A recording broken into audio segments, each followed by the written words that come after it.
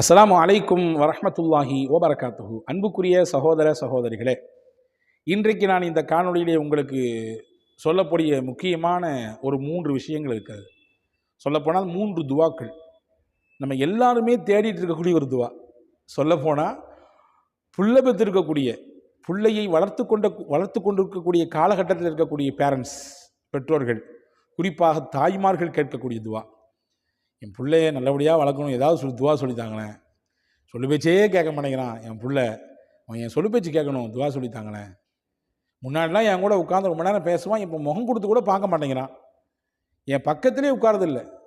நிறைய தந்தைமார்கள் சொல்கிறார்கள், ரொம்ப கஷ்டமாக இருக்குது, உதாசீனப்படுத்துகிற மாதிரி நடந்துக்கிறான், ஏதாவது துவா சொல்லுங்களேன், அவன் நல்வழி வரணும், எங்கள் அப்பா அம்மாவுக்கு அவன் நல்ல கண்குளிர்ச்சியை தரக்கூடிய பிள்ளையாக இருக்கணும், எங்கள் அத்தா அம்மா எப்படி எங்களை வளர்த்தாங்களோ, நாங்கள் எப்படி அவங்க பேச்செல்லாம் கேட்டோமோ அந்த மாதிரி என் பிள்ளையும் என் பேச்சு கேட்கணும், அவன் எதிர்காலம் நல்லா இருக்கணும், எந்த கட்டத்துலையும் அவன் தோந்து போயிடக்கூடாது, வாழ்க்கையில் சறுக்கி விழுந்துடக்கூடாது, ஒழுங்கீனமான விஷயத்தில் அவன் போய் விழுந்துடக்கூடாது.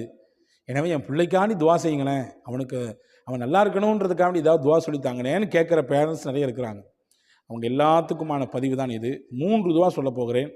3ம் முத்தான துவாக்கள். நம் பிள்ளைகளுடைய விஷயத்திலே நாம் ஒவ்வொரு நாளும் கையேந்தும் போதெல்லாம் கேட்க வேண்டிய துவா.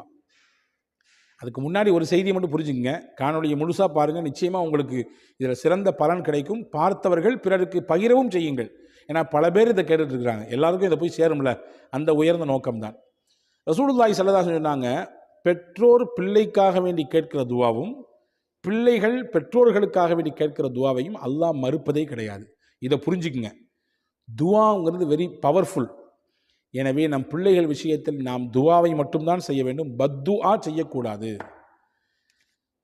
பெற்றோர்கள் பிள்ளைகளுக்காக வேண்டி கேட்கக்கூடிய துவாவை அல்லாஹ் அங்கீகரிப்பான். எனவே ஒரு காலமும் நம் பிள்ளைகளுக்கு எதிராக நாம் துவா செஞ்சிடக்கூடாது. நீலாம் விளங்குற மாதிரியா இருக்கு, நீலாம் முன்னேறதுக்கு வாய்ப்பே இல்லை ராஜா, ஏறாது, உனக்கு ஏறுறதுக்கு வாய்ப்பே இல்லை, எங்கே ஏற வழி இருக்குது, தான் விளையாண்டே எல்லாத்தையும் நாசப்படுத்திடுறிய, வெளியே சுற்றியே மொத்தத்தையும் நாசமாக்கிடுறிய, நீலாம் ஊர் சுத்த தான் போல தெரியுது, கழுத மேய்க்க தான் லாய்க்கு போல தெரியுது என்றெல்லாம் நீங்கள் சொல்லிவிடவே கூடாது.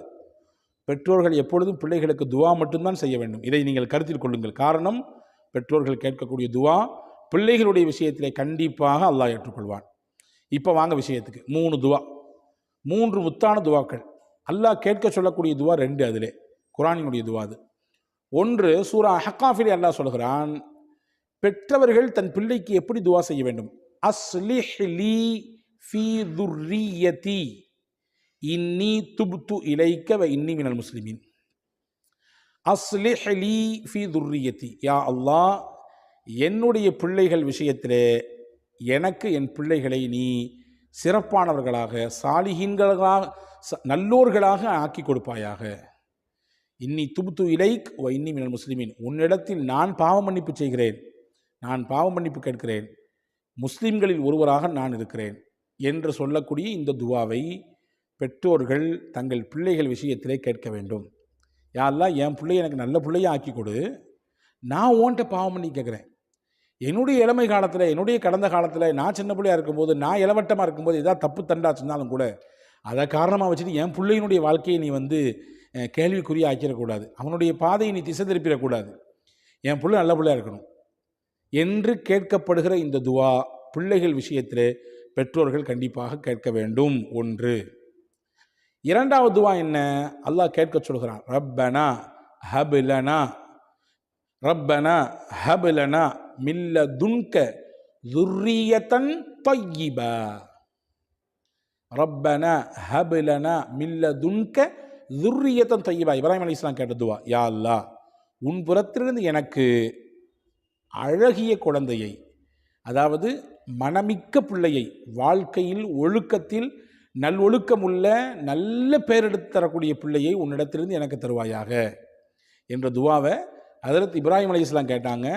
இந்த துவாவை தன்னுடைய பிள்ளைகளுடைய விஷயத்திலே பேரண்ட்ஸ், பெற்றோர்கள் கேட்கும் பொழுது நிச்சயமாக நல் ஒழுக்கத்துடன் கூடிய பிள்ளையாக, பெயரை வாங்கி தரக்கூடிய பிள்ளையாக, நம்முடைய பெயரை காப்பாற்றி தரக்கூடிய பிள்ளையாக வல்ல அல்லாஹ் நம்முடைய பிள்ளைகளை தருவான். இது 2வது துவா. 3வது துவா என்ன? பிள்ளைகள் விஷயத்தில் கேட்க வேண்டிய 3வது துவா என்ன என்றால், ஃபுதைல் இப்னு இயாத் என்று சொல்லக்கூடிய ஒரு அறிஞர் பெருமகனார் உலகத்தில் வாழ்ந்தாங்க. சிறந்த இறைநேசத்திற்கு உட்பட்டவர். இமாமுல் ஹரமைன், 2 மஸ்ஜிதில் ஹரம்லையும் மஸ்ஜித் நபவிலையும் இமாமாக இருந்தவங்க. இமாமுல் ஹரமைன், 2 ஹரமினுடைய இமாமாக இருந்தவங்க. அவங்களுக்கு ஒரு பையன் இருந்தார். அவங்க பையன் பேர் அலி. அல்லாட்ட ஒரு நாள் துவா செஞ்சாங்க. என்ன துவா செஞ்சாங்க தெரியுமா? அல்லாஹும்ம இன்னி இஜ்தஹத்து ஃபி தர்பியத்தி அலி, என் மகன் அலியை தர்பியத் செய்வதிலே, நல்ல ஒழுக்க பயிற்சிகள் கொடுத்து உருவாக்குவதிலே நான் முயற்சித்தேன். ஃபஅஜஸ்து, ஆனால் அந்த முயற்சி எல்லாம் எனக்கு நடக்க மாட்டேங்குது. என் பிள்ளை என் சொல்லு பேச்சு கேட்க மாட்டேங்கிறான். எந்த இமாம் சொல்கிறாங்க? இமாமுல் ஹரமைன், மிகச்சிறந்த இறைநேசர்களில் ஒருவராக இருந்த ஃபுதைல் இப்னு இயாத் ரஹ்மத்துல்லாஹி சொல்கிறாங்க. அப்போ நீங்கள் கவனிச்சுக்கணும், பேரண்ட்ஸ்லாம் உள்வாங்கிக்கணும். அந்த பெரிய இமாமுடைய பிள்ளையே ஆரம்பத்தில் சொல்லு பேச்சு கேட்கல. பிள்ளைகள்னா அப்படி இப்படி இப்போ இருக்கத்தான் செய்வாங்க, கொஞ்சம் கேட்பாங்க, கொஞ்சம் கேட்காம போவாங்க. அதனால் வெறுத்து ஒதுக்கிடக்கூடாது மொத்தமாட்டு. இவன் இப்படி தான் அப்படின்னு முத்திரை ஊத்திடக்கூடாது.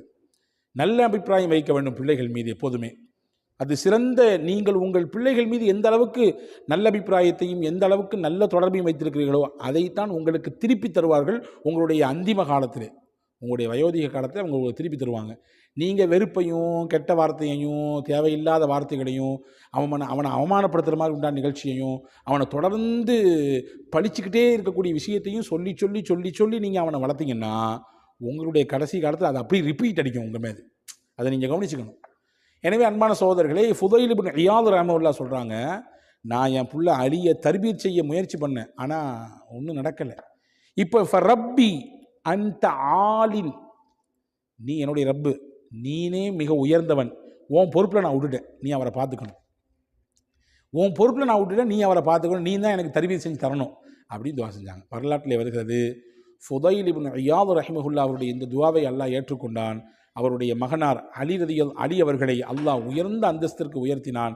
எந்த அளவுக்கு என்றால், ஹஜ்ரத் அப்துல்லாஹ் இப்னு முபாரக் ரஹ்மத்துல்லாஹி என்கின்ற திருநபி ஸல்லல்லாஹு அலைஹி வஸல்லம் ஹதீஸ்களை ஆய்வு செய்யக்கூடிய, விளக்கோரை தரக்கூடிய அவர்கள் சொல்கிறார்கள், எங்களுடைய காலத்திலே வாழ்ந்த ஆகச்சிறந்த மனிதர் யார் தெரியுமா? ஃபுதைல் இப்னு இயாத்.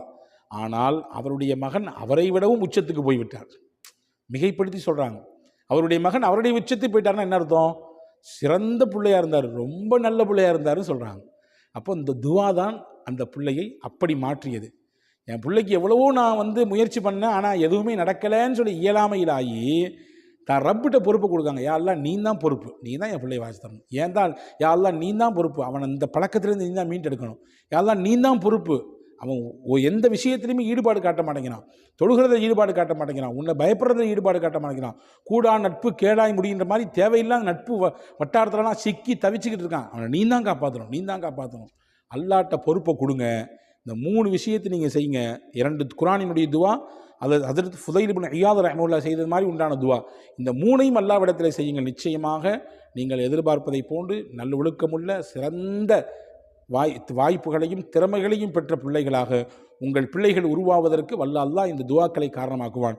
அல்லாஹ்விடத்திலே தொடர்ந்து துவா செய்வோம். அல்லாஹ் தௌஃபீக் செய்வானாக. வஸ்ஸலாம். அஸ்ஸலாமு